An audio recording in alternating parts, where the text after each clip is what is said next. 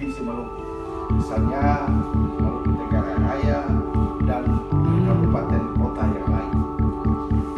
Kemudian stabilitas demokrasi dalam rangka memperkuat pendidikan politik baik yang dilaksanakan oleh parpol, instansi civil society maupun masyarakat umum. Yang berikut mendorong percepatan permasalahan RUU tentang daerah kepulauan menjadi undang-undang daerah kepulauan melalui pelaksanaan forum regional daerah kepulauan yang baru. Jadi rekomendasi ini kami ingin bersama dengan pemerintah membantu pemerintah untuk melakukan percepatan pengesahan undang-undang kepulauan itu. Salah satu bentuk kegiatannya itu